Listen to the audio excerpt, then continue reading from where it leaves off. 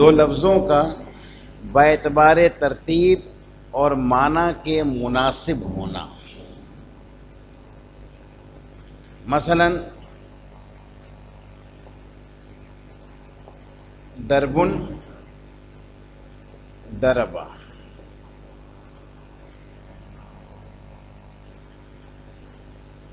سامعون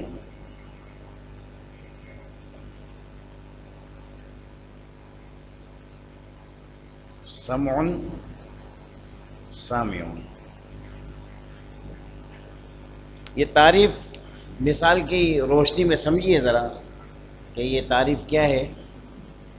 دو لفظ ہم بالکل ابتدائی سبق میں بڑھ کر آئے کہ ما یتلفظ به الانسان، یہ لفظ ہے جس کے ساتھ انسان ادائیگی کرے، وہ لفظ ہے. تو ایک لفظ ہے دربن، ایک لفظ ہے دربا، کیونکہ دربن کی ادائیگی بھی منہ سے ہو رہی ہے اس لیے وہ لفظ ہے، اور دربا کی ادائیگی بھی انسان کے منہ سے ہو رہی ہے تو وہ بھی لفظ ہے. تو لفظ کی تعریف ان کی پر فٹ ہو گئی. دو لفظ ہیں، اب ان دو لفظوں کا دو اعتبار سے مناسبت رکھنا ہے، ایک ترتیب کے اعتبار سے اور ایک معنی کے اعتبار سے. کہ دربن اور دربا کے اندر ترتیب بھی ایک ہی ہے، دعات دونوں میں ایک ہی جگہ پر ہے، ایک نمبر پہلے نمبر پر ہے، رات دوسرے نمبر پر ہے اور بات تیسرے نمبر پر ہے. ترتیب بھی ایک ہی ہے اور ساتھ ساتھ میں دونوں کا اصل معنی ایک ہے کہ دربن کا معنی بھی مارنا ہے اور دربا کے اندر بھی مارنا کا معنی آتا ہے. جب دو لفظ ترتیب اور معنی کے اعتبار سے مناسبت رکھیں تو ہم کہیں گے کہ ان میں وصف اشتقاق پایا جاتا ہے. اب اس کے اندر وہ کون سا لفظ ہے جس سے نکالا گیا ہے اور وہ کون سا لفظ ہے جس کو نکالا گیا ہے. اچھا یاد رکھیے گا ایک بات یہاں ذہن میں رہے آپ کے کہ جس طریقے سے کسان زمین کے اندر بیج ڈال کر اس کو کچھ پروسیس سے گزار کر اس سے کھیتی نکالتا ہے، تو باقاعدہ ایک چیز اندر تھی پھر باہر نکلی تو یہ نکالنا کہا جائے گا. تو یہاں پر نکالنے سے مراد یہ نہیں ہے، باقاعدہ کوئی ایسا نہیں کہ کوئی لفظ ہو اس کا کوئی وجود ہے پھر اس لفظ کے اندر سے کھینچ کر ہم نے کوئی دوسرا لفظ نکال لیا، یہ تو ہے نہیں. آپ بھی سمجھتے یہاں پر لفظ نکالنے سے مراد کیا ہے، ایک لفظ ہوگا اس کی صورت اس کی حیت الگ ہوگی، یعنی باعتبار اعراب کے باعتبار سکنات کے جو سکون آتے ہیں، جیسے کہ دربن میں را پر سکون ہے، یہ سکون کی جمع سکنات، باعتبار اعراب کے اور باعتبار سکنات کے پہلے لفظ کی صورت الگ ہوگی اور باعتبار اعراب اور سکنات کے دوسرے لفظ کی صورت الگ ہوگی. تو یہ جو صورتوں کا الگ الگ ہونا ہے، اس الگ ہونے کو تعبیر کیا گیا ہے اس بات سے کہ فلانا لفظ سے نکالا گیا ہے. تو وہاں نکالنے سے مراد باقاعدہ کسی چیز کو کھینچ کر نکالنا نہیں ہے. تو دربن کی صورت الگ ہے، دوات پر زبر ہے، را ساکن ہے، با پر تنوین ہے، یہ اس کی صورت ہے. کسی بھی لفظ پر جو اعراب آ جاتے ہیں ان اعراب کے اعتبار سے اس کی ایک جو حالت بن جاتی ہے اسے صورت کہا جاتا ہے. یہ اس کی صورت ہے دربن. اور یہ جو لفظ دربا ہے اس کی صورت اس سے الگ ہے، دوات پر زبر ہے، یہاں بھی دوات پر زبر ہے، یہاں را ساکن تھا یہاں را پہ زبر آ گیا، یہاں با پر تنوین تھی پیش کی، یہاں پہ تنوین ختم ہو گئی، پیش بھی ختم ہو گیا اور زبر آ گیا.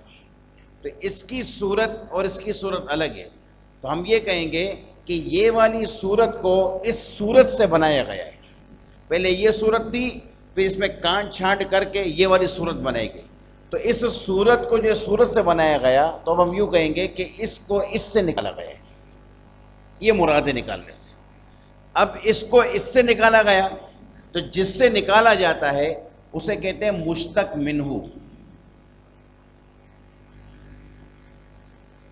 اس سے نکالا گیا ہے نہیں، مشتق منہ، اور اسے نکالا گیا ہے اسے مشتق کہیں گے. تو میں نے آپ کے سامنے جو ماضی کے 14 سیغے کہے تھے وہ سب کے سب سیغے مشتق ہیں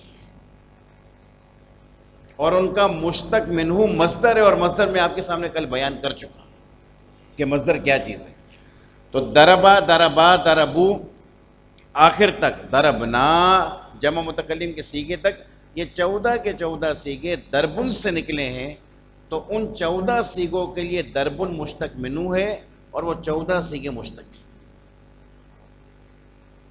اور پوری یہی تقریر فعل مضارع کے اندر بھی جاری ہوگی کہ یدربو، یدربانی، یدربون، یہ جو 14 سیغے فعل مضارع کے ہیں وہ بھی سب کے سب مصدر سے نکالے گئے.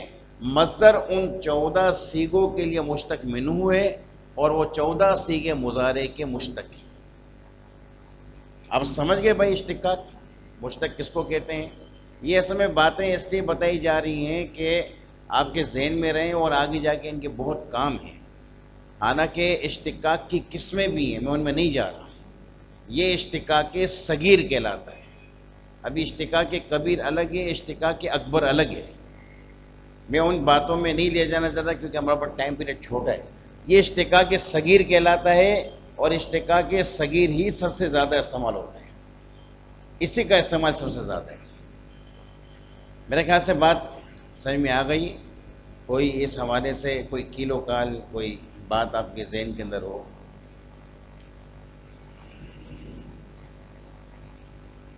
قرآن کریم کے اندر یہ لفظ الحمد جو ہے، جو سورہ فاتحہ کا بالکل پہلا لفظ ہے الحمد، یہ مصدر ہے. اس مصدر سے نکلتا ہے حمیدہ. میں آپ کو کل بتا چکا کہ فعل ماضی 3 وزنوں پر آتا ہے، یا تو اس کے عین کلمے پہ زبر ہوگا، یا عین کلمے پہ زیر ہوگا، یا عین کلمے پہ پیش ہوگا. تو یہ حمیدہ، یہ عین کلمے پہ زیر ہے، یہ حمیدہ الحمدو سے نکلا ہے. تو جو سورہ فاتحہ کا آغاز الحمدو سے ہو رہا ہے یہ مشتق منہو ہے.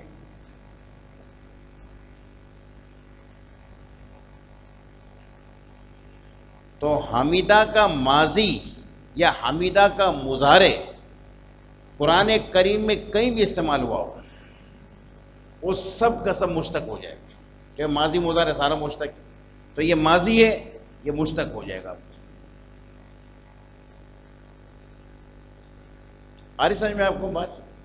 اسی طریقے سے یہ جو قرآن کریم کے اندر ہے اعوذ برب الفلق یا اعوذ برب الناس، یہ اعوذ بچے جانتے ہیں یہ فعل مضارع واحد متکلم کا صیغہ ہے. میں پناہ مانگتا ہوں، میں پناہ لیتا ہوں. اس کا جو مصدر ہے وہ آتا ہے اعوذن، جس کا معنی آتا ہے پناہ لینا. تو یہ اعوذ اس سے نکالا گیا. تو جو اعوذ قرآن پاک کے اندر آپ سورہ فلق و سورہ ناس میں پڑھتے ہیں یہ مشتق ہے. تو کیسے مشتق ہے؟ آپ دیکھیے عین واو ذال جس ترتیب سے مصدر کے اندر ہے اسی ترتیب سے اعوذ کے اندر ہے. عین واو ذال، اور جو معنی مصدر کا ہے پناہ لینا وہی معنی اعوذ کا ہے میں پناہ لیتا ہوں. اصل معنی پایا جائے گا، زمانے کے اعتبار سے تبدیلی آئے گی وہ الگ معاملہ ہے. اصل معنی پناہ لینا وہ اس کا بھی اس کا بھی ہے. تو تعریف فٹ ہو گئی جو میں نے آپ کے سامنے مشتق کی تعریف کی تھی کہ 2 لفظوں کا باعتبار ترتیب اور معنی کے مناسب ہونا. یہ اعوذن اعوذ یہ ترتیب کے اعتبار سے بھی مناسب ہے، ایک ہی ترتیب عین واو ذال، یہاں پہ بھی یہی ہے، اور معنی بھی دونوں کا ایک ہے. تو ہم یوں کہیں گے کہ اعوذ اعوذن سے، حمیدہ الحمدو سے مشتق ہے، اور اعوذن اور الحمد مشتق منہ. کلیئر ہے بیٹا؟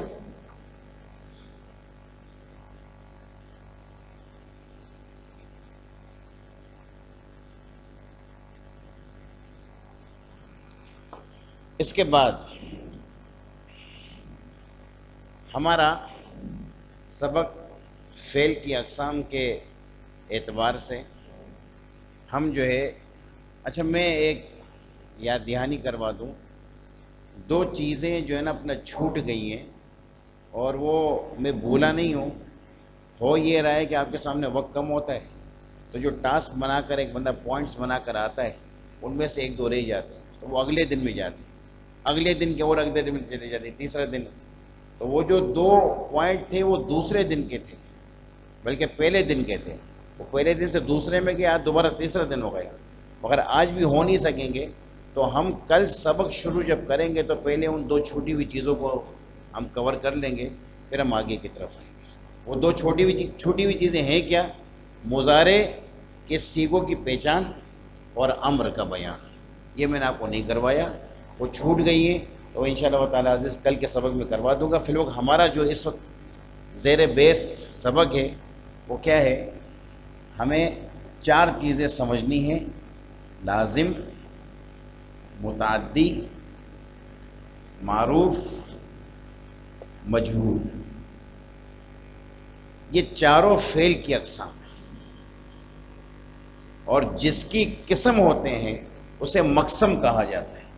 اب یہ فعل یہ مقسم ہے.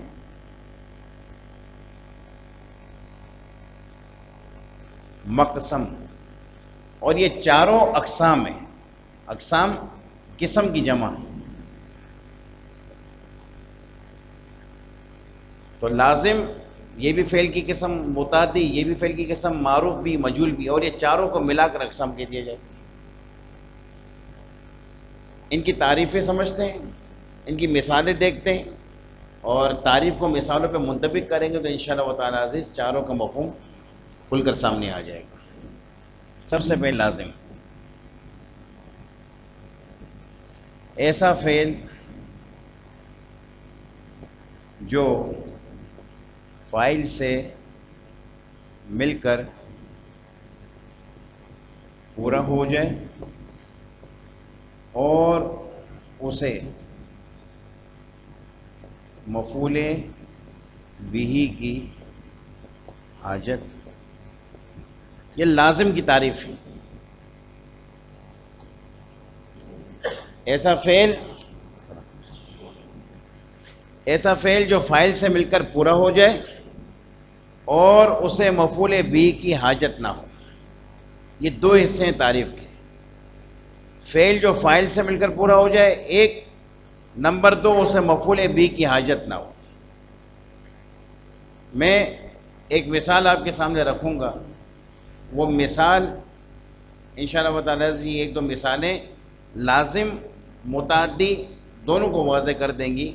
متعدی کی بھی تعریف اسی کا عکس ہے. متعدی کی ہیڈنگ لگا کے جو لازم کا عکس اور الٹ ہو.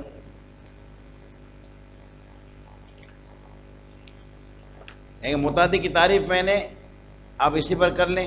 ایسا فعل جو فاعل سے مل کر پورا ہو جائے اور اسے مفعول بہ کی حاجت نہ ہو، یہ لازم.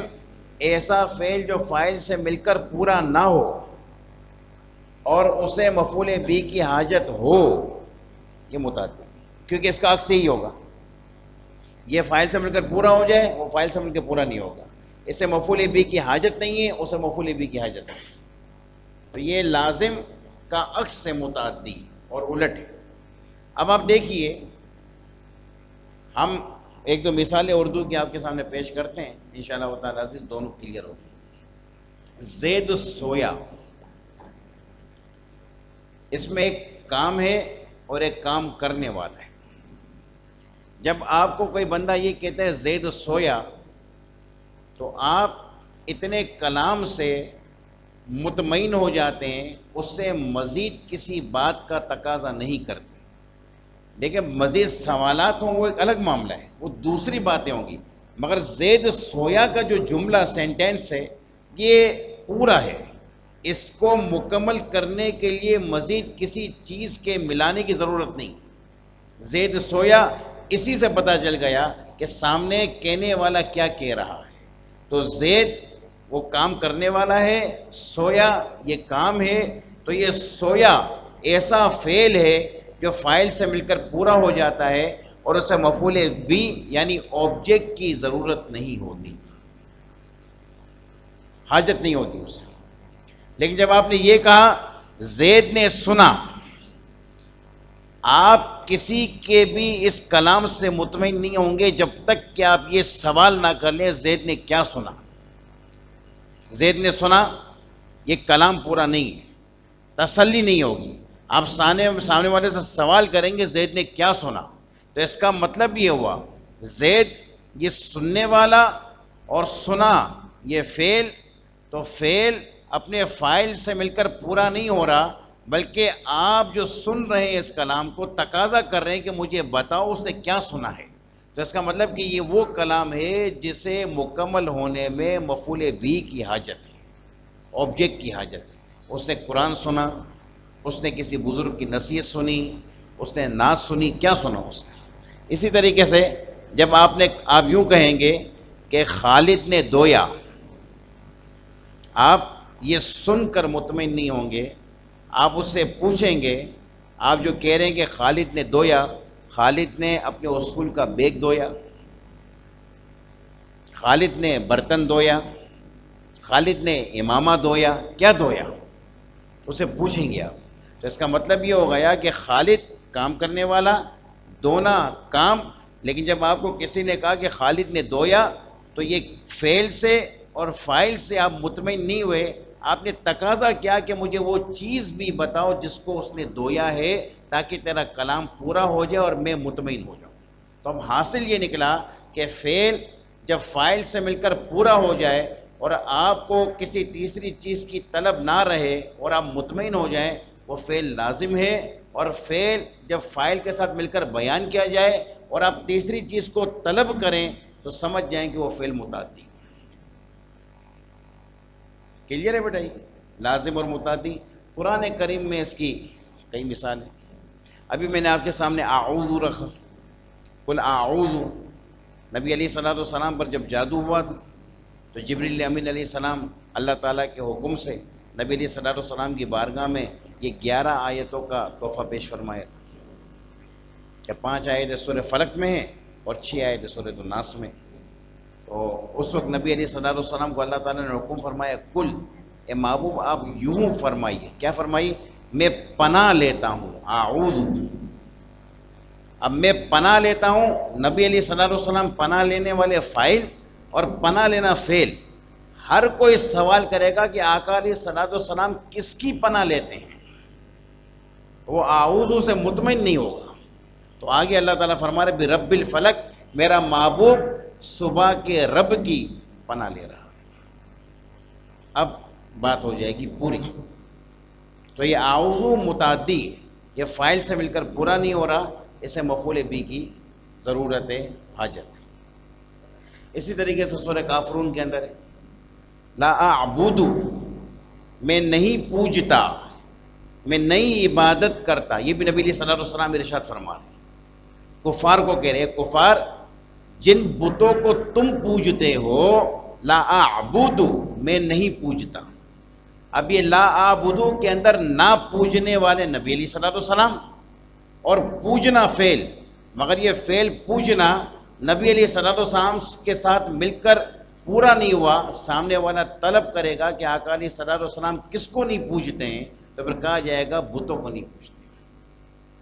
تو یہ لا اعبد بھی فاعل سے مل کر پورا نہیں ہو رہا، اسے مفعول بھی آبجیکٹ کی حاجت ہے. تو پتہ چلا اعوذ بھی فعل متعدی ہے اور لا اعبد بھی فعل متعدی ہے. اور فعل لازم میں نے آپ کو 2 دن پہلے مثال دی تھی، اذا جاء نصر اللہ.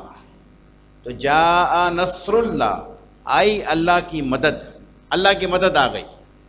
اب جب یہ کہا گیا کہ اللہ کی مدد آ گئی، سننے والا مطمئن ہو گیا، اسے کسی دوسری چیز کی ضرورت نہیں پڑے گی، اسی سے اس کو تسلی ہو جائے گی.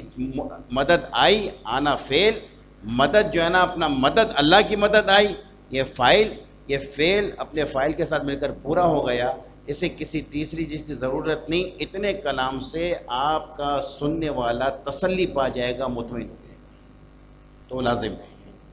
اس کے علاوہ اور بھی مثالیں ہیں مگر اختصار، باقی آپ اپنے شوق سے ذوق سے نکالیے ان مثالوں کو جو ہو. بعد اس کے جب یہ لازم متعدی ہو گیا تو اب ہم آتے ہیں معروف اور مجہول کی طرف.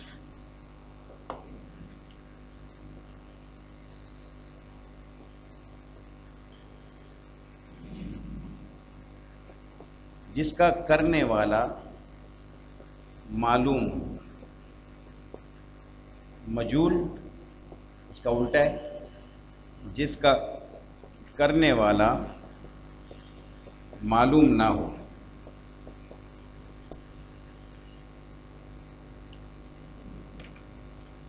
جس کا کرنے والا معلوم ہو معروف، اور جس کا کرنے والا معلوم نہ ہو مجہول۔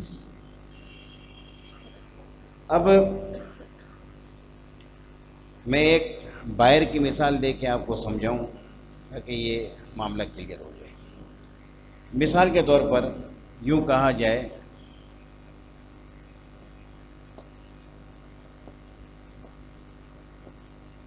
کھانا بنایا گیا۔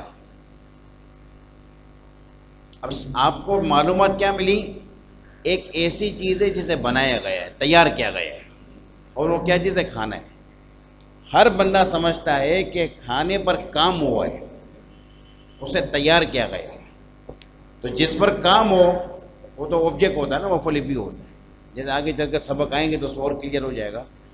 تو اس میں ہمیں دو چیزیں پتہ چلی، ایک تیاری اور ایک جس کو تیار کیا گیا۔ اس میں ہمیں یہ پتہ نہیں چل رہا کہ تیار کرنے والا کون ہے، کھانا بنانے والا کون ہے۔ کھانا بنانے والا مرد ہے، عورت ہے، والدہ ہے، والد صاحب ہیں، بھائی ہے، کون ہے؟ باورچی ہے، کون ہے؟ کھانا کس نے بنایا یہ پتہ نہیں چل رہا۔ اتنا پتہ چل رہا ہے کہ کھانا بنایا گیا۔ تو اس بنایا گیا یہ فعل ہے، سمجھا؟ جس کو اس جملے کے اعتبار سے عربی میں کہا جائے گا تو بھی کھا۔ اس کا مطلب ہوتا ہے پکایا گیا، پھر کھانا پکایا جاتا ہے، پکایا گیا۔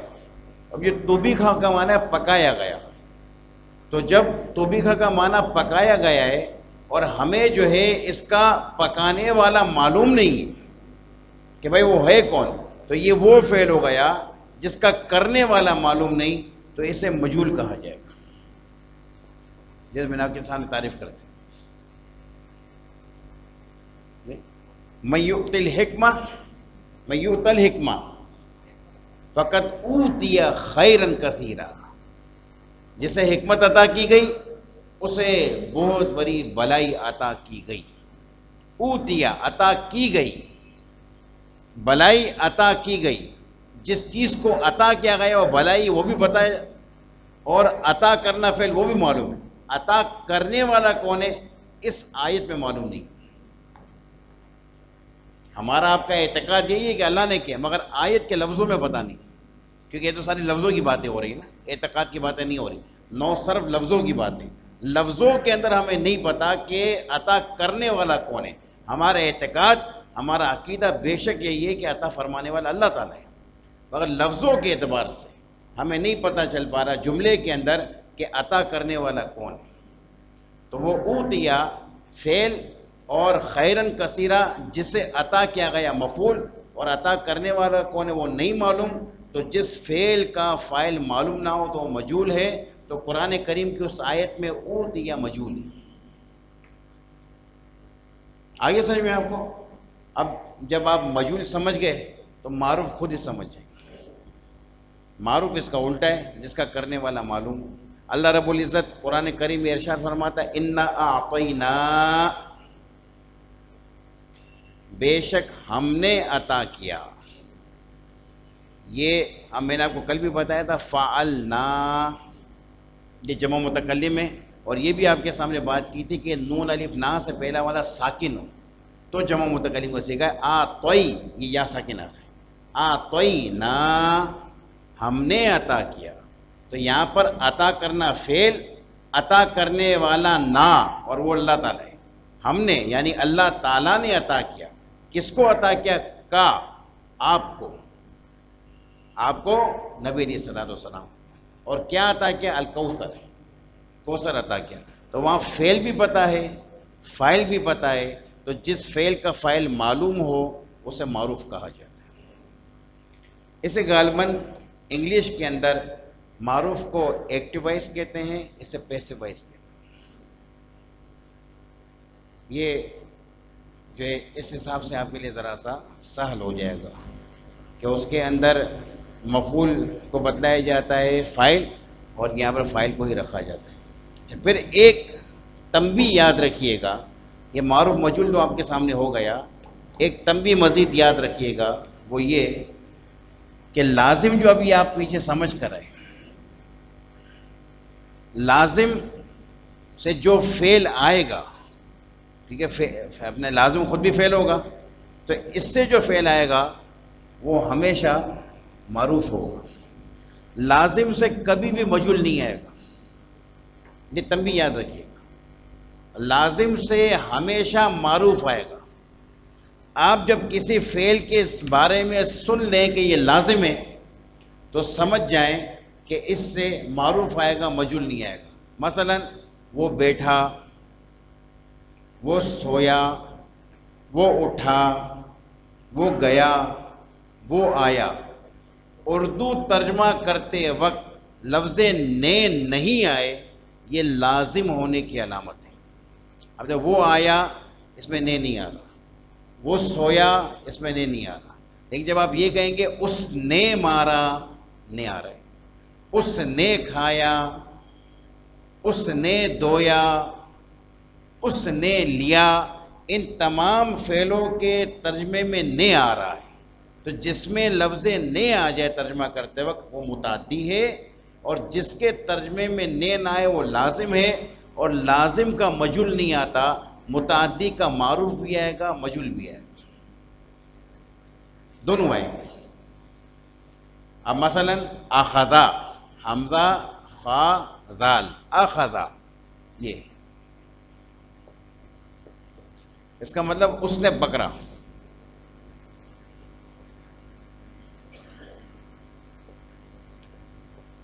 اخذا. اسی طریقے سے قعدا، وہ بیٹھا. آپ دیکھیں اوپر والے فعل کے ترجمے میں نے آ رہا ہے اور دوسرے والے فعل کے ترجمے میں نے نہیں آ رہا. جب اس میں نے آ رہا ہے تو یہ متعدی ہے، اس میں نے نہیں آ رہا یہ لازم ہے. تو اس سے معروف آئے گا، مجہول نہیں آئے گا، اس سے دونوں آئیں گے. بھائی کلیئر ہے بس. میں نے آپ کو قرآن کریم کی کچھ مثالیں بھی دے دی اور آپ کو اردو کے حوالے سے بھی کچھ سمجھا دیا.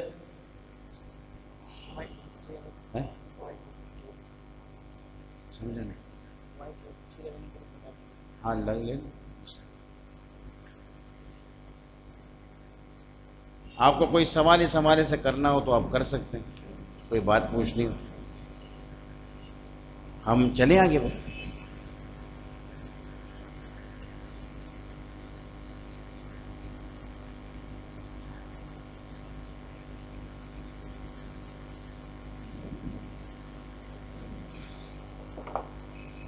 اس کے بعد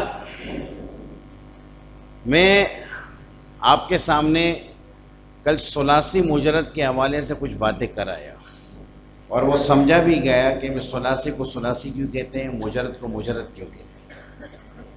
میں آج آپ کے سامنے اس ثلاثی مجرد کو مزید کچھ اقسام کے ساتھ بیان کروں گا، اگرچہ وہ چیزیں آگے آنے والی چیزوں پر ڈپینڈ کرتی ہیں، مگر موقع محال اس وقت اسی کا ہے. وہ جب چیزیں آئیں گی تو یہ والی بات مزید کھل جائے گی، مگر ابھی بھی انشاءاللہ و تعالی عزیز مجمل نہیں رہے گی. اللہ نے چاہا تو ابھی بھی آپ کے سامنے کچھ واضح ہو جائے گا. ایک اصطلاح استعمال کی جاتی ہے فارسی اس میں صرف کے اندر، شش اقسام.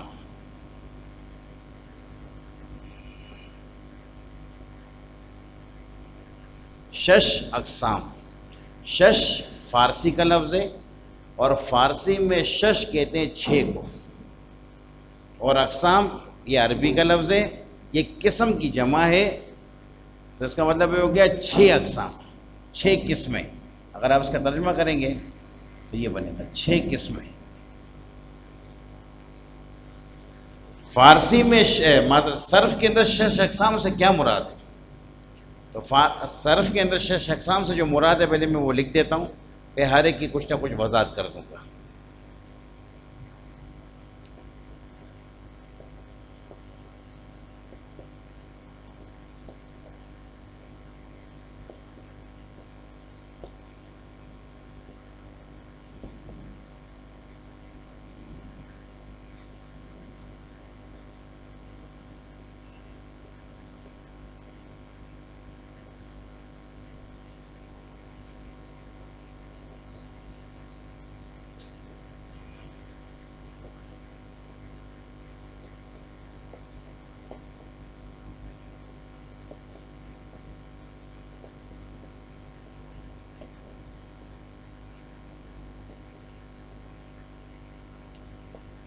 یہ 6 اقسام کے نام ہیں: ثلاثی مجرد، ثلاثی مزید فی، رباعی مجرد، رباعی مزید فی، خماسی مجرد، خماسی مزید فی۔ ان 6 کو ملا کر 6 اقسام کہا جاتا ہے۔ سب سے پہلے ان کا ذرا سا تعارف سن لیں، پھر ہم مثالوں کی طرف آتے ہیں اور اس کے جریان کی طرف آتے ہیں کہ اس کا دائرہ کار کہاں کہاں تک ہے۔ تو یہ ذہن میں رہے کہ میں ثلاثی مجرد کی کل آپ کے سامنے وضاحت کر آیا کہ ثلاثی کس کو کہتے ہیں جس میں 3 حرف، اور مجرد کسے کہتے ہیں جس میں فقط 3 ہوں، مطلب 3 سے اضافی کوئی حرف نہ ہو، 3 اصلی حرف سے کوئی اضافی حرف نہ ہو، اسے کہیں گے مجرد، جس کی مثال بھی میں نے آپ کو دی تھی نصرہ سے۔ یہ 3 حرف ہیں، تینوں کے تینوں حرف اصلی ہیں اور ان میں کوئی زائد نہیں۔ تو جب 3 حرفوں تینوں کے تینوں اصلی ہوں، یعنی کہ ان میں کوئی زائد نہ ہو، اضافی نہ ہو، اسے ثلاثی مجرد کہا جائے گا۔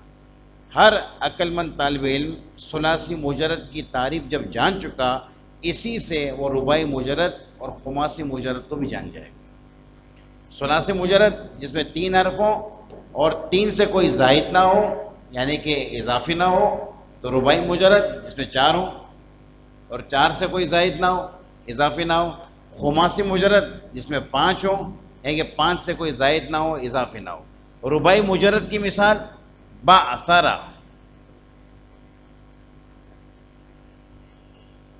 با عین ثارا، بعثرہ، یہ رباعی مجرد کی مثال ہے۔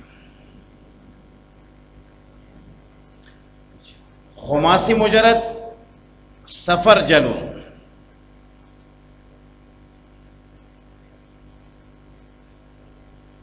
سفر جلون، یہ خماسی مجرد میں 5 حرف ہیں، سین فا را جیم لام، یہ پانچوں کے پانچوں حرف اصلی ہیں اور ان میں کوئی زائد نہیں، جیسے کہ بعثرہ کے اندر چاروں کے چاروں حرف اصلی ہیں اور کوئی زائد نہیں۔ تو جب یہ چاروں اصلی ہیں، اس میں 4 حرف ہیں تو رباعی ہے، اور کوئی زائد نہیں، فقط اصلی ہیں تو مجرد ہے۔ یہ 5 حرف ہیں تو خماسی ہے، کوئی زائد نہیں، فقط اصلی ہیں تو مجرد ہے۔ تو یہ ثلاثی مجرد، یہ رباعی مجرد، یہ خماسی مجرد۔ سفر جلون ایک قسم کا بئی دانہ ہے جو کبھی کبھار مل بھی جاتا ہے، فروٹ کے روکنے میں کم ملتا ہے۔ یہ امرود، پیلا امرود جو ہوتا ہے نا، اس کی شکل کا ہوتا ہے، اور جو اپنا ذرا جسامت کے اندر بھرا ہوتا ہے۔ اس کے اطباء کافی فوائد بتاتے ہیں وہ اپنے مقامات میں۔ بہرحال یہ بئی دانے کو کہتے ہیں، بئی دانہ، اس کا لغوی ترجمہ یہ بئی دانہ۔ اب ہم آتے ہیں ثلاثی مزید فی کی طرف۔ انشاءاللہ تعالیٰ عزیز ابھی اس کے بعد میں آپ کو ثلاثی مزید فی کا اجمالاً بیان بتاؤں گا ابواب کا، تو ادھر آپ کے لیے اور واضح ہو جائے گا کہ ثلاثی مزید فی کے آل عرب کے یہاں پر 12 یا 14 ابواب ہیں، 12 ابواب ہیں یا 14 ابواب ہیں۔ وہ جو ثلاثی مزید فی کے ابواب ہیں، ان کے اندر جو افعال ہیں وہ ثلاثی مزید فی کے افعال کی مثالیں ہیں، اور ان میں جو اسما ہیں، اس میں فاعل، اس میں مفعول وغیرہ، وہ ثلاثی مزید فی اسما کی مثال۔ مثال کے طور پر اکرما، میں نے آپ کو فاعل لام کا بتایا تھا کہ فاعل لام سے وزن نکالتے ہیں، اس کا ہم وزن نکالیں گے افعلا۔ اب آپ دیکھیے، فا پر کاف آیا، عین پر را آیا، لام پر میم آیا، اور یہ الف اصلی نہیں ہے، تو اس کا مطلب یہ ہو گیا کہ اس کے اندر 3 حرف اصلی کے علاوہ 1 حرف کا اضافہ ہے۔ اس وجہ سے یہ ثلاثی تو ہے۔ ثلاثی کیوں ہے؟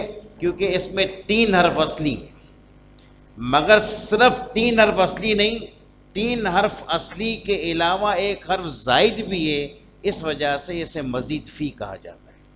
ثلاثی کیوں کہا جاتا ہے؟ 3 حرف اصلی ہیں، کاف را میم۔ مزید فی کیوں کہا جاتا ہے؟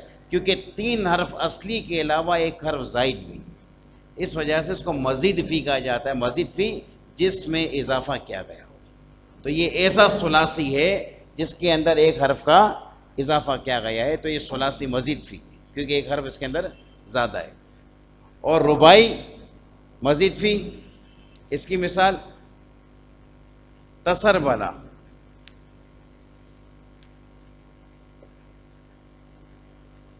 تسر بلا، تا سین را با لام، تا پر زبر، سین پر زبر، را ساکن، باقی آگے دونوں حرف زبر ہے، با لام پر، تسر بلا۔ تو یہ تسر بلا کے اندر سین، را، با، لام، یہ چاروں حرف اصلی ہیں، کیونکہ اس کا وزن کیا بنے گا؟ تفا لالا۔ تو فا پر سین آ گیا، عین پر را آ گیا، پہلے لام پر با آ گیا، دوسرے لام پر دوسرا لام آ گیا، اب یہ تا زائد ہے۔ تو 4 حرف اصلی کے علاوہ اس میں کوئی زائد بھی ہے، یہ 4 حرف اصلی اس کے اندر ہیں، اس وجہ سے اسے رباعی کہا جاتا ہے، اور اس میں 4 حرف اصلی کے علاوہ کوئی زائد بھی ہے، اس وجہ سے اسے مزید فی کہا جاتا ہے۔ کلیئر ہے بیٹا؟ اب خماسی مزید فی، جیسے خن دریسن، خا نون دال را یاسین، خا پر زبر ہے، نون ساکن ہے، خن، دال پر پھر زبر ہے، خن دا، را پر زیر ہے، ری، یاسین، خن دریسن، اس کا معنی ہے پرانی شراب، پرانی شراب کو کہا جاتا ہے خندریسن۔ اب یہ جو خندریسن ہے، اس کے اندر آپ گن لیجئے، آپ کو ملیں گے 6 حرف، اس کا وزن بنے گا فا لا لیلن، فا لا لیلن، فا پر خا، عین پر نون، پہلے لام پر دال، اچھا اس کے علاوہ دوسرے لام پر را، یا پر یا، اور تیسرے لام پر سین۔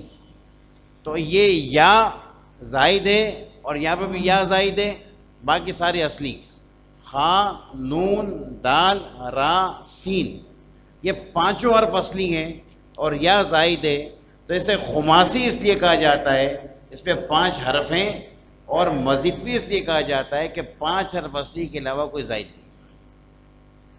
تو جب بھی صرف کے اندر 6 اقسام کہا جائے تو 6 اقسام سے مراد کی ہے۔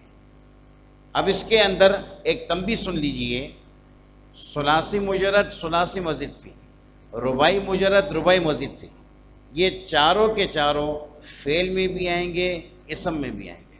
مطلب یہ فعل ثلاثی مجرد بھی ہوتا ہے، ثلاثی مزید فی بھی ہوتا ہے، فعل رباعی مجرد بھی ہوتا ہے، رباعی مزید فی بھی ہوتا ہے، مگر جو اسم ہے، اسم وہ ثلاثی مجرد بھی ہوگا، ثلاثی مزید فی بھی ہوگا، رباعی مجرد بھی ہوگا، رباعی مزید فی بھی ہوگا، خماسی مجرد بھی ہوگا، خماسی مزید فی بھی ہوگا، مگر فعل خماسی نہیں آتا، نہ خماسی مجرد آتا ہے، نہ خماسی مزید فی آتا ہے، اور رہا حرف، وہ ان 6 میں سے کچھ بھی نہیں ہوگا۔ حرف جو ہے ان 6 میں سے کچھ بھی نہیں ہوگا۔ 6 اقسام کا تعلق اسم اور فعل سے، اور ان کے اندر بھی خماسی مجرد اور خماسی مزید فی کا تعلق فقط اسم سے، 6 اقسام کا تعلق حرف سے نہیں، حرف تو بالکل بھی نہیں آئے گا۔ تو پتہ چلا کہ جب بھی آپ کو صرف کی دنیا میں 6 اقسام کہا جائے تو سامنے والا یہ پوچھنا چاہ رہا ہے، اب میں آپ کو 1-2 مثالیں دے کر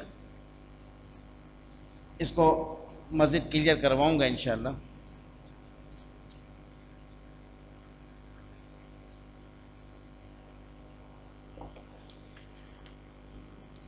مثال کے طور پر جاء نصر اللہ والفتح،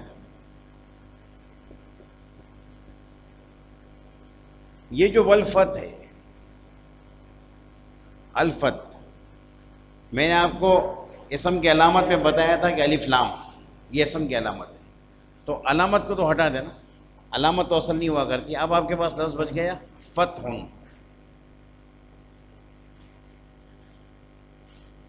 اب آپ سے کوئی پوچھے کہ آپ یہ بتائیے یہ شش اقسام میں کیا ہے، یہ کیا جواب دیں گے؟ یہ ثلاثی مجرد ہے. یہ ثلاثی مجرد کیوں ہے؟ یہ ثلاثی کیوں ہے؟ اس میں 3 حرف ہیں. یہ مجرد کیوں ہے؟ کیونکہ اس کے اندر کوئی حرف زائد نہیں. سمجھ گیا؟ یہاں تک آپ کے ذہن کے اندر بات آئی. اب ہے نا یہ سورہ تبت یدا میں ما اغنا عنہ مالہ وما کسب، یہ اغنا، سمجھے؟ اغنا، اس کو کچھ دیر کے لیے آپ پڑھ لیجئے اغنیا. یہ کیا ہے؟ اغنیا. یہ قواعد ہیں جس کی وجہ سے اغنا ہو گیا، ورنہ اصل یہی ہے. اغنا یہ وزن ہے افعلا. اب فا پہ غین آ رہا ہے، عین پہ نون آ رہا ہے، لام پہ یا آ رہا ہے، یہ تینوں تو ہو گئے اصلی، یہ زائد ہے. اب آپ سے کوئی پوچھے کہ اغنا شش اقسام میں کیا ہے، تو آپ کیا بتائیں گے؟ یہ ثلاثی مزید فی ہے. یہ ثلاثی کیوں ہے؟ اس میں 3 حرف اصلی ہے. یہ مزید فی کیوں ہے؟ 3 حرف اصلی کے علاوہ کوئی زائد نہیں. اسی طریقے سے قرآن کہتا ہے اذا بعثر ما فی القبور،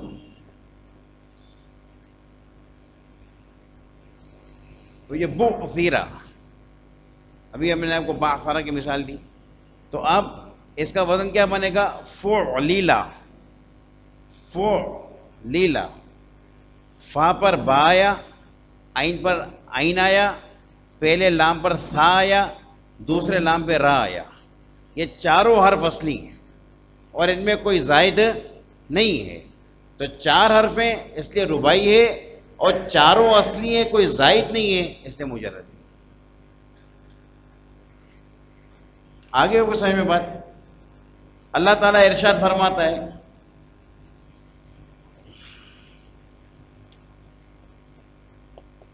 الا بذکر اللہ تطمئن القلوب.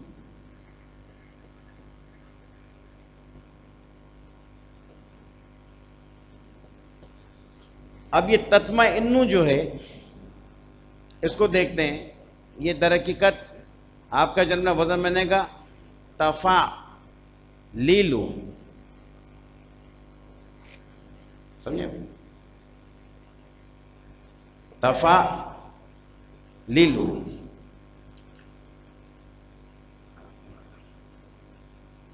یہ تفعلیلو، تف مائن علی نو لو. اب یہ فا پر تو آیا، عین پر میم آیا، پہلے لام پر حمزہ آیا، دوسرے لام پر نون آیا، یہ تا زائدہ ہے. تو 4 حرف اصلی ہوئے اور ایک زائدہ ہے، تو یہ رباعی ہے کیونکہ 4 حرف اصلی ہیں، اور یہ مزید فی ہے کیونکہ 4 کے علاوہ ایک زائد بھی. آگے کو سمجھ بھائی بات. خماسی کی مثال قرآن میں نہیں. میں نے آپ کو بتایا تھا قرآن مثالوں کے لیے نہیں ہوتا، تفہیم کر دیتے. میں نے آپ کو 4 مثالیں دی تھی، رباعی، مجرد، مزید فی، ثلاثی مجرد، مزید فی. تو یہ شش اقسام سے مراد یہ ہوتا ہے. تو قرآن سے کوئی شش اقسام آپ کو نکالنے کا کہے، میں نے آپ کو سمجھا دیا، وہ 4 ہی نکلیں گی. خماسی ہے نہیں، لیکن آپ کو عربی کتابوں میں مل جائے گی، لغت میں مل جائے گی، ممکن ہے حدیثوں کے اندر ہو، حدیث میں مل جائیں. یہ ہمارا صرف کا ایک حساب سے چیپٹر کلوز ہوا. اب ہم حصہ 9 پر آتے ہیں. دیکھیں آج بھی ایک چیز رہ گئی، ثلاثی مزید فی کا اجمالاً بیان رہ گئے. اب آپ کے پاس وقت کی کمی ہے، زیادہ وقت لیں گے تو پھر آپ بھی مصروف ہوتے ہیں، کوئی کام کا چھوڑ کر آتا ہے، پریشانی ہو جائے گی. آ رہے ہیں پھر وہ بھی نہیں آئے گی. حصہ 9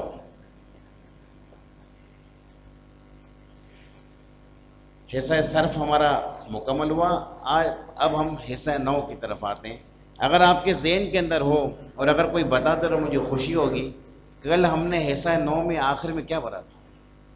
جی بیٹا بولے ایسے بولے جی، یعنی کہ اسم کے علامات پڑھی. خوشی ہوئی ماشاءاللہ. ہم نے اسم کی 4 علامتیں کل پڑھی. الف لام آنا، تنوین آنا، موصوف ہونا، مسند الیہ ہونا. اور مسند الیہ کے اعتبار سے میں نے آپ کو یہ سامنے کچھ وضاحت کی تھی. تعلق کا نام ہے، اس پر ہمارا درس ختم ہو گیا تھا. ہم سب سے پہلے فعل کی علامتیں پڑھتے ہیں.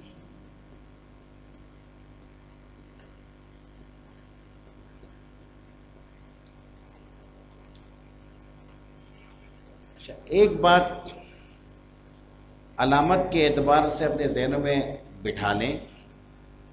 آپ نے کل پڑھا کہ الف لام اسم کی علامت. صحیح، الف لام اسم کی علامت ہے، بالکل درست بات ہے. مگر اس کا یہ مطلب نہیں جو بھی اسم ہوگا اس کے شروع میں الف لام لگانا درست ہوگا. الف لام اسم کی علامت ہے، اس سے انکار نہیں. مگر آپ الف لام ہر اسم میں لگاتے پھرتے نہیں، یہ درست نہیں. اس کے مواقع ہیں، جگہیں ہیں جہاں پر الف لام لگے گا اور جہاں پر نہیں لگے گا وہ اپنے وقت پر انشاءاللہ آئے گا.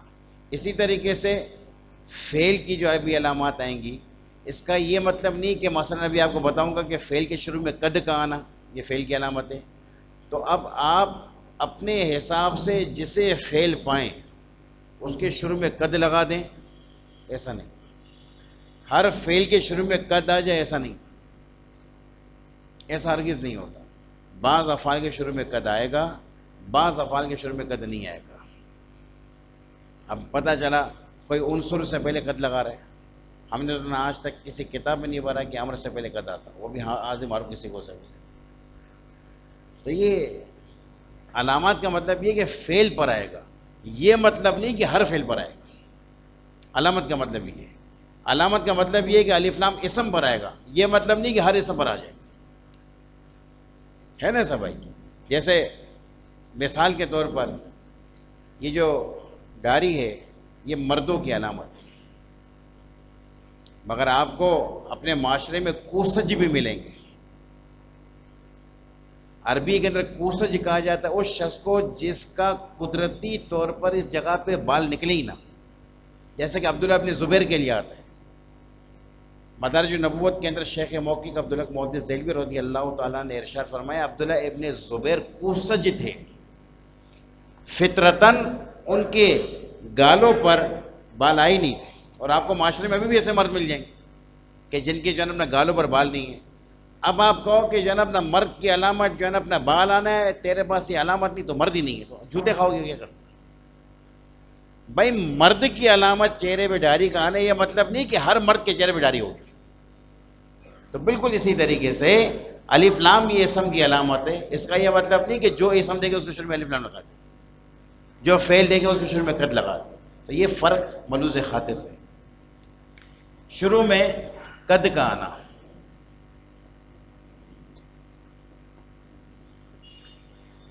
یہ قد ماضی پر بھی آتا ہے، جیسے کہ قد علیمہ.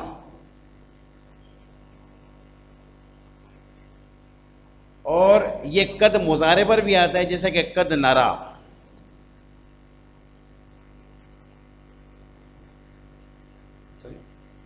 یہ دونوں پر ہے. قد علیمہ کا مطلب تحقیق اس نے جانا. جب یہ قد کا لفظ ماضی کے شروع میں آئے تو یہ پختگی کا معنی دیتا ہے. علیمہ فقط آپ کہیں گے اس کا معنی اس نے جانا، مگر جب آپ قد علیمہ کہیں گے اس کا مطلب واقعتاً اس نے جانا. کیونکہ علیمہ کے اندر آپ جو کہہ رہے ہیں کہ اس نے جانا، ممکن ہے کہ آپ حسن ظن کی بنا پہ کہہ رہے ہیں اس نے جانا نہ ہو، اور آپ حسن ظن کی بنا پہ کہہ رہے ہیں کہ اس نے جانا ہے، یا آپ کو کوئی غلط خبر مل گئی ہو. لیکن جب آپ نے قد علیمہ کہا اس کا مطلب آپ یہ کہنا چاہتے ہو مجھے کوئی شک نہیں ہے، مجھے کوئی غلط خبر نہیں ملی، واقعتاً اس نے جانا ہے. تو ایک قد تحقیق کا معنی دیتے، یہ تحقیق کا مطلب ہی. پھر اس کے بعد یہ جو قد ہے یہ مضارع کے شروع میں آ کر کبھی کبھار کا معنی دیتا ہے. جیسے کہ کہا جاتا ہے قد یکون، اس کا مطلب ہے کبھی کبھار ہوگا. اب یہ قد نرا کا اس کو ہم یوں دیکھیں کہ یہ مثال ہے، اسے قرآن کا حصہ نہ دیکھیں. اس کا مطلب ہے کبھی کبھار ہم دیکھتے ہیں. اسے مثال کے اعتبار سے دیکھا جائے، قرآن کے حصے کے اعتبار سے میں بات نہیں کر رہا. اس کا مطلب ہے کبھی کبھار ہم دیکھتے ہیں. کیونکہ نرا کا معنی آتا ہے دیکھنا، اور قد آ گیا تو ہم لوگ کبھی کبھار ہم دیکھتے ہیں. تو پتہ چلا کہ قد ماضی کے شروع میں آئے تو تاکید کا معنی دے گا، اور قد مضارع کے شروع میں آئے تو کبھی کبھی کا معنی دے گا. یہ ایک علامت. دوسری علامت، شروع میں سین کا آنا.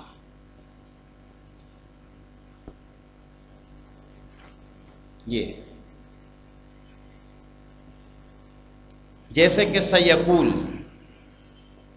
اور سورۃ تبت یدا میں بھی آپ پڑھتے تھے سیصلی نارا. تو سیقول، یہ یقول کا معنی ہوتا ہے وہ کہے گا. اب یہ جو گا کا لفظ ہے نا، وہ کہے گا، یہ گا کا لفظ مستقبل کے لیے آتا ہے. جب یہ مستقبل کے لیے آتا ہے تو پتہ نہیں کب کہے گا. تو مستقبل کے بھی درجہ بندیاں ہیں نا. 10 دن کے بعد یہ بھی مستقبل ہے، اور 5 دن کے بعد یہ بھی مستقبل ہے، اور کل یہ بھی مستقبل ہے. مگر کل مستقبل قریب ہے، 5 دن کے بعد والا مستقبل اس سے ذرا سا دور ہے، 10 دن والا اور دور ہے.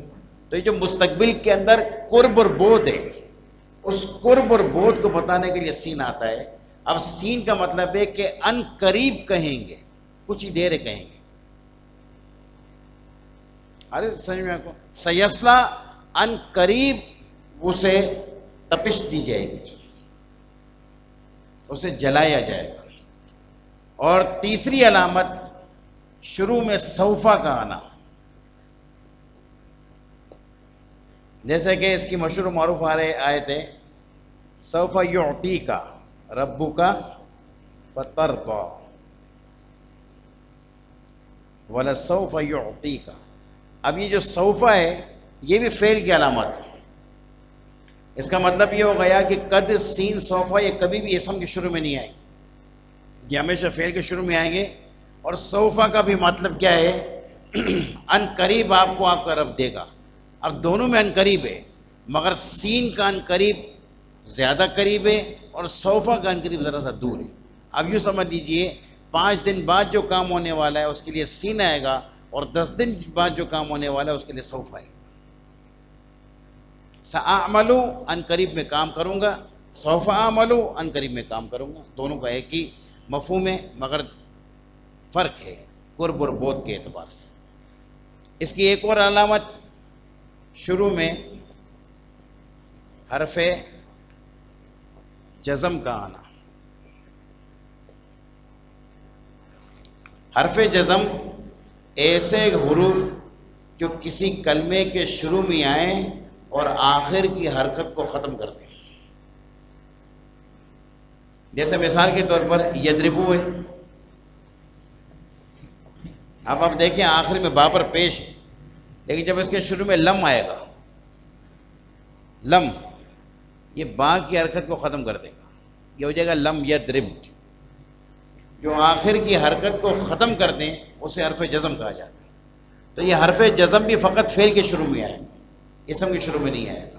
یہ میں نے کچھ چند علامتیں اسم کی اور فعل کی 4 آپ کو بتا دی. یہ آپ اپنے ذہن میں رہے. قرآن پاک کے اندر لم یلد، وہ یلیدو تھا، دال پر پیش تھا، مگر لم نے آ کر اس کے پیش کو ختم کر دیا.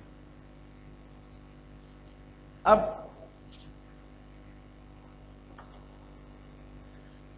اسم کی تقسیم، اسم کی تقسیم ہم 3 اعتبار سے کریں گے. نمبر 1 باعتبار عدد، نمبر 2 باعتبار جنس، نمبر 3 باعتبار تعین. تینوں کی وضاحت آپ کے سامنے مختصراً کرتا ہوں. کبھی کبھار کوئی اسم ہوتا ہے، اس اسم کی تقسیم باعتبار تعداد، باعتبار گنتی اور باعتبار شمار کی جاتی ہے۔ مثلا یہ ایک قلم ہے، قلمون یہ اسم ہے کیونکہ آخر میں تنوین آ رہی، اسم کی علامت ہے، قلمون اسم ہے۔ اب یہ قلمون کی ہم تقسیم کیسے کر رہے ہیں؟ تعداد کے اعتبار سے۔ اس کے ساتھ ایک اور قلم ملا دیں، یہ 2 قلم ہو جائیں گے، یہ گنتی بڑھتی جا رہی ہے نا۔ اس کے ساتھ ایک اور قلم ملا دیں، یہ 3 ہو جائیں گے، اور ملا دیں 4 ہو جائیں گے۔ تو ایک قلم کی تعداد بڑھتی جا رہی ہے، تعداد کے اعتبار سے اسم کی جو تقسیم ہے اس تقسیم میں 3 قسمیں آتی ہیں۔ تعداد کے اعتبار سے جو اسم کی تقسیم ہے اس میں 3 آتی ہیں۔ اگر تعداد کے اعتبار سے 1 ہو تو واحد، تعداد کے اعتبار سے 2 ہوں تو تثنیہ، تعداد کے اعتبار سے 2 سے زیادہ ہوں تو جمع۔ تو اسم کی تقسیم جو واحد، تثنیہ اور جمع ہے یہ باعتبار تعداد، گنتی اور شمار کی۔ جیسے آپ بہت سارے طلباء یہاں بیٹھے ہوئے ہیں تو ہم یہ کہیں گے کہ سارے طالب علم باعتبار تعداد کے جمع ہیں، 2 سے زیادہ ہیں۔ اور جب ہم یہ کہیں یہ 2 قلم ہیں تو ہم نے جو قلم کے لیے 2 کہا تو یہ باعتبار تعداد کے، تو واحد ہونا اسم کا، تثنیہ ہونا اسم کا، جمع ہونا اسم کا، یہ اسم کی تقسیم باعتبار تعداد کے۔ نمبر 2، اسم کی تقسیم باعتبار جنس کے۔ باعتبار جنس کے اسم کی 2 قسمیں ہیں، نمبر 1 مذکر، نمبر 2 مؤنث۔ جنسیت کے اعتبار سے کہ آپ کی جنسیت کیا ہے، ابھی ہم یہاں جتنے بیٹھے ہیں ہم تمام کی جنسیت مذکر ہے، ہم تمام کے تمام مرد ہیں۔ تو باعتبار جنس کے اسم کی 2 قسمیں، وہ اسم یا تو مذکر ہوگا، وہ اسم یا تو مؤنث ہوگا۔ جیسے مثال کے طور پر رجلن، یہ رجلن اسم ہے کیونکہ اس کے آخر کے اندر تنوین آ رہی ہے۔ امراتن، یہ بھی اسم ہے کیونکہ اس کے آخر میں بھی تنوین آ رہی ہے۔ اب رجلن کا معنی ہے مرد اور امراتن کا معنی ہے عورت۔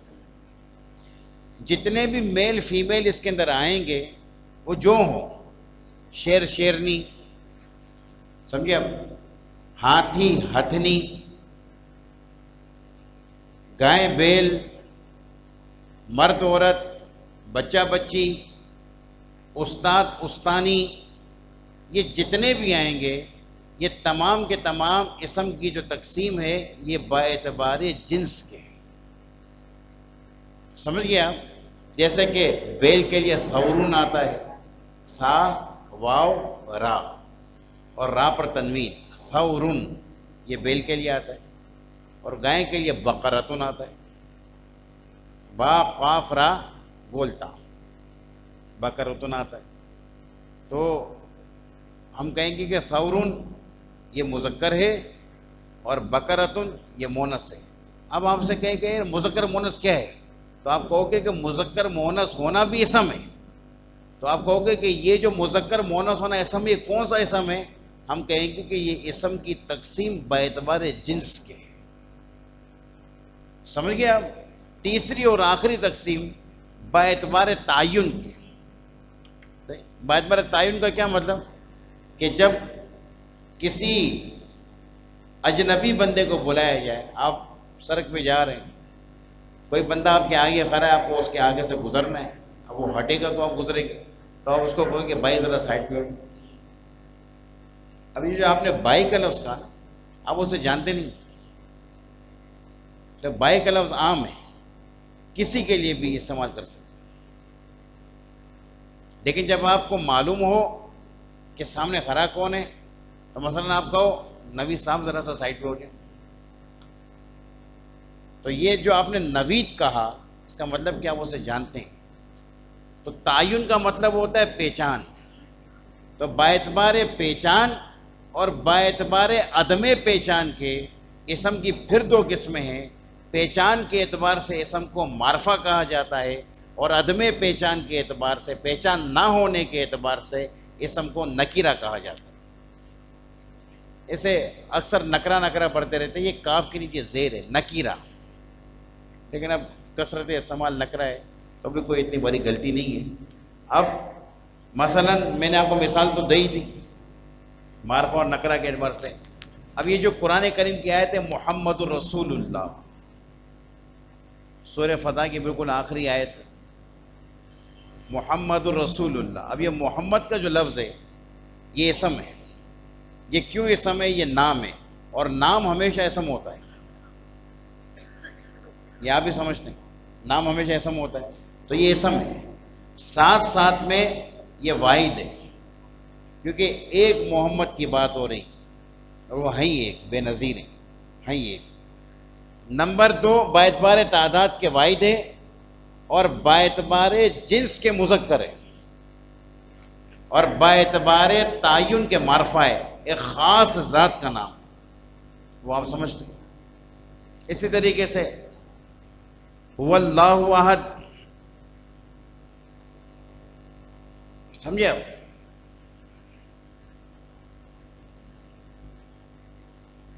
هو اللہ، ابھی جو اللہ اس میں جلالت ہے یہ باعتبار تعداد کے واحد ہے، باعتبار جنس لفظ کے، ذات کی بات نہیں کر رہا، باعتبار جنس لفظ کے مذکر، یہ لفظ مذکر ہے، نعوذ باللہ من ذالک، اللہ کی ذات کی بات نہیں ہو رہی بھائی، اللہ تعالیٰ کی ذات تذکیر تانیث سے پاک ہے، یہ لفظ کی بات ہو رہی ہے، کیونکہ نو صرف کا تعلق لفظوں سے ذات سے نہیں ہے، یہ لفظ مذکر ہے، باعتبار لفظ کے مذکر ہے اور باعتبار تعین کے معرفہ ہے، ایک خاص ذات کا نام۔ تو پتہ چلا واحد ہونا اور اسی طریقے سے مذکر ہونا اور یوں ہی معرفہ ہونا، یہ جمع ہو سکتے ہیں آپس میں، جو میں نے آپ کو کر کے بتا دیا۔ تو یہ اسم کی تقسیم تھی باعتبار جنس کے، باعتبار تعین کے اور باعتبار واحد کے۔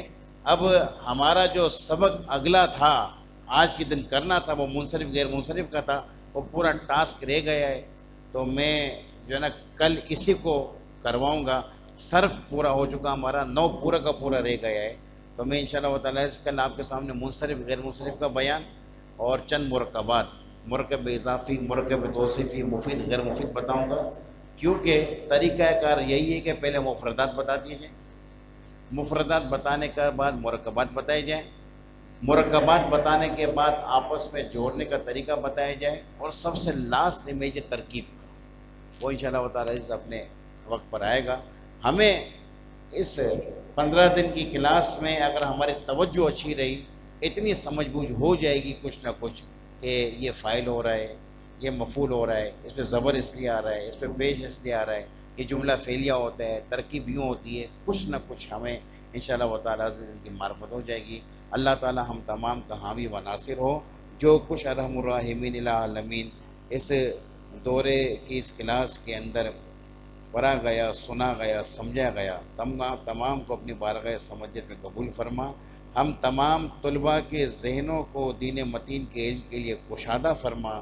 ارحم الراحمین، ہم جو تمام یہاں تیرے دین متین کو سیکھنے کے لیے اکٹھا ہوئے ہیں، ارحم الراحمین ہماری سمجھ کو، ہمارے ذہن کو، ہمارے سینوں کو ان معاملات کے لیے وسیع اور کشادہ فرما۔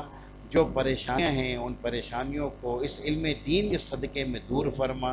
ارحم الراحمین ہم تمام کے گھروں میں خیر و برکتیں نازل فرما۔ رمضان شریف آ رہا ہے، ارحم الراحمین اس کا استقبال اور اس کے اندر تیری عبادت میں ذوق و شوق اور حلاوت عطا فرما۔ ہم تمام کو مرتبہ کلمہ طیبہ نصیب فرما۔ وصلی اللہ تعالی علی خیر خلقہ محمد و آلہ و اصحابہ اجمعین برحمتہ۔